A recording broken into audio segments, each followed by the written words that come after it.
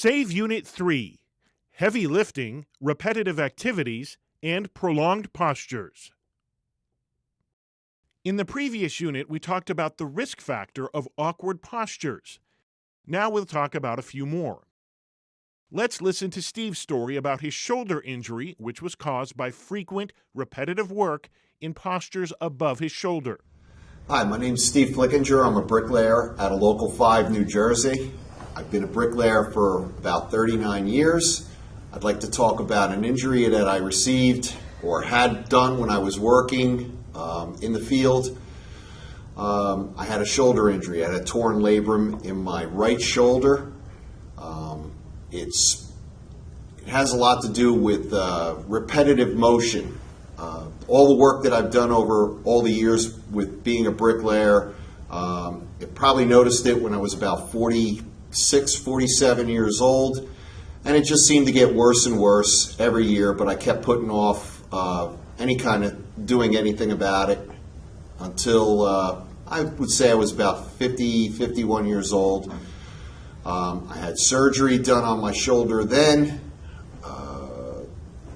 I was out of work for roughly 5 to 6 months. They told me it was going to be longer, but I was able to get back to work in a shorter period of time, only because of the kind of work that I do with all the lifting, brick block, overhead plastering. A lot of the work was done probably with, like I said, with repetitive motion over the years.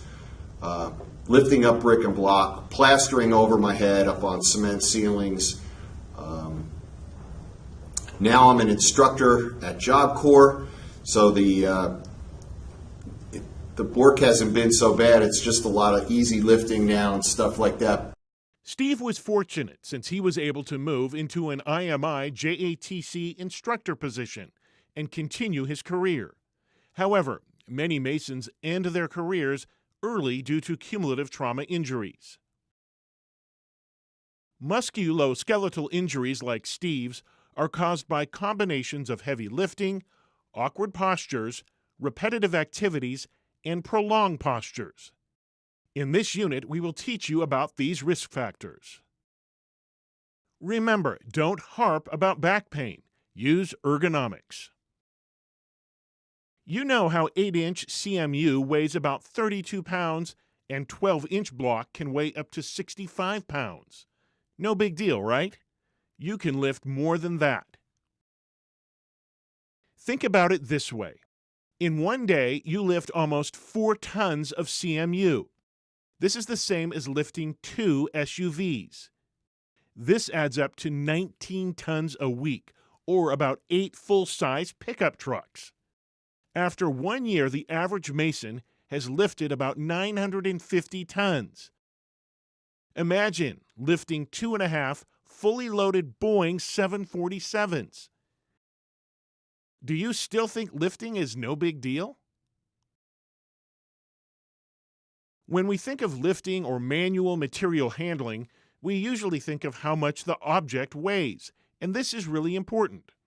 However, there are other factors that make lifting and carrying materials safe or unsafe. Some of these you can control and some you can't.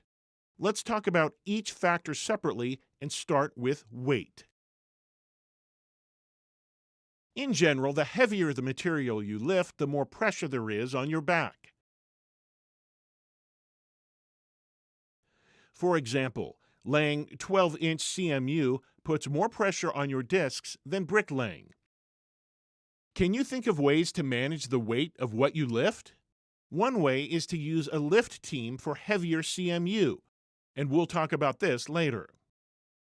What do you think? By just staying strong, you won't get hurt lifting brick and block?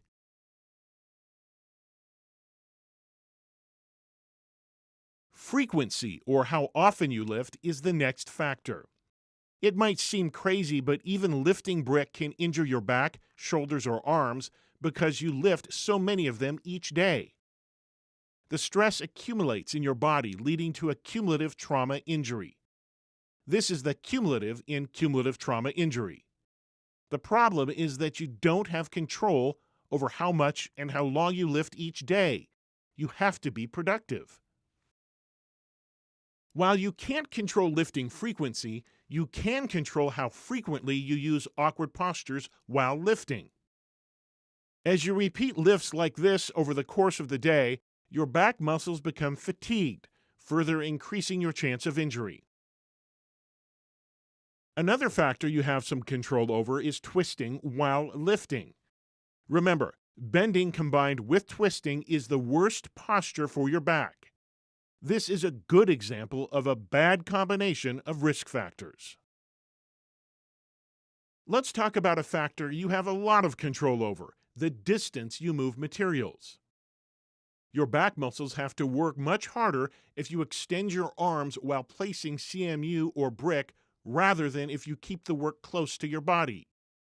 In fact, the distance you reach from your body is as important as the weight of what you will lift. Your muscles will become quickly fatigued if you constantly reach with your arms extended. Key point: lift smart and keep it close. One way to keep materials close is to do a squat lift, like a weightlifter. This is sometimes taught as the right way to lift. Lifting like this can save your back but might increase the stress on your knees. Excessive use of any one body part will wear it out. So, use different postures throughout the day. Sometimes squat and sometimes bend within the green zone. Change it up. Should you use one or two hands when laying CMU? Some masons lift block using only one hand. Although efficient, it overuses that arm and may lead to a musculoskeletal injury. Here again, change it up, sometimes lifting with both hands instead of just one. The final factor is also one you can control: how you grip the block, also called coupling. Masons should wear gloves while working. Gloves that are too loose will make your lifts harder. Be sure you have good fitting gloves that protect your hands and provide a good grip. What's the best way to control awkward postures while lifting? Record the best answer in your workbook.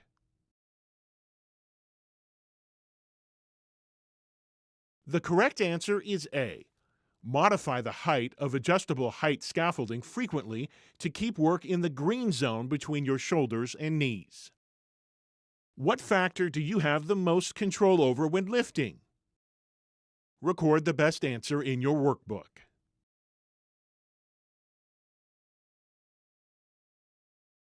The correct answer is B. Always try to limit how far you reach when handling brick or block. Another activity that increases your risk of injury is repetitive motion, where you use the same muscles and joints over and over. Motions done in bouts of less than 30 seconds, such as meat processing, are especially harmful.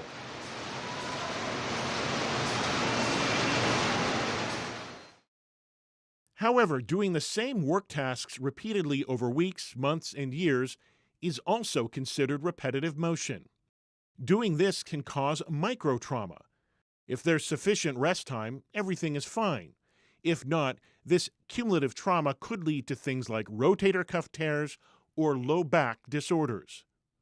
It's the reason weightlifters don't lift every day. After a heavy workout, muscles need a day or two to repair. By nature, masonry work is repetitive, so reduce other factors, such as awkward postures, whenever possible. Let's practice an activity that demonstrates the effect of repetition on our bodies.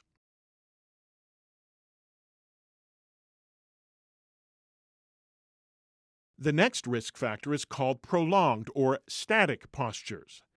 This refers to positions you stay in for more than a few seconds at a time. Prolonged postures are a risk factor because our muscles and joints like movement. When muscles are in a position for too long, especially a stretched posture, blood flow is reduced, making you fatigue faster.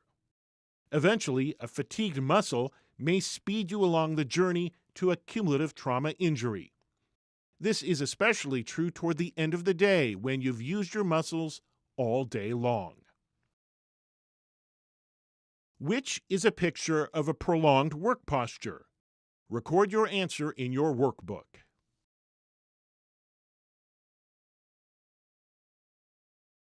The correct answer is B, which is a stooped posture. Staying in this position for a long time can lead to low back fatigue and injury. Guess what percent of injuries among masons are strains and sprains?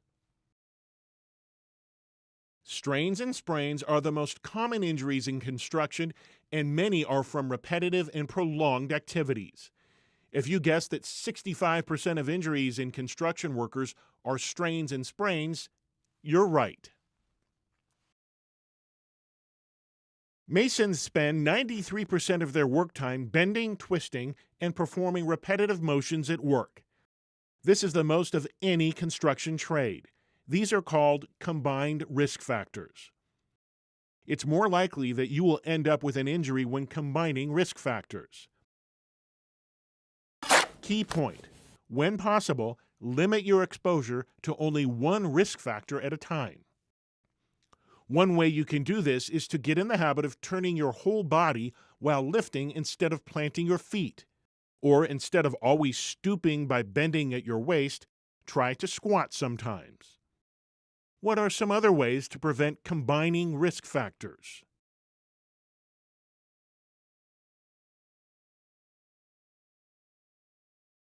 What part of the body do masons injure the most? Record your answer in your workbook.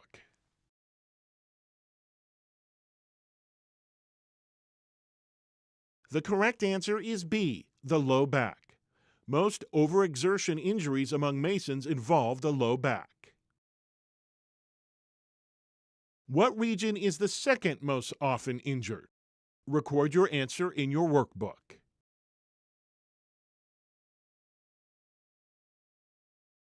The correct answer is A. Some studies have shown up to 50% of masons have shoulder disorder.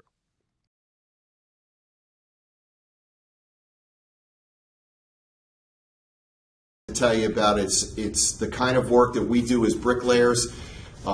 We use our arms, our shoulders, and everything. It's all repetitive motion, and we have to constantly do that. So over a course of 39 or 40 years, this is what happens to you. So you have to take care of yourself while you're working.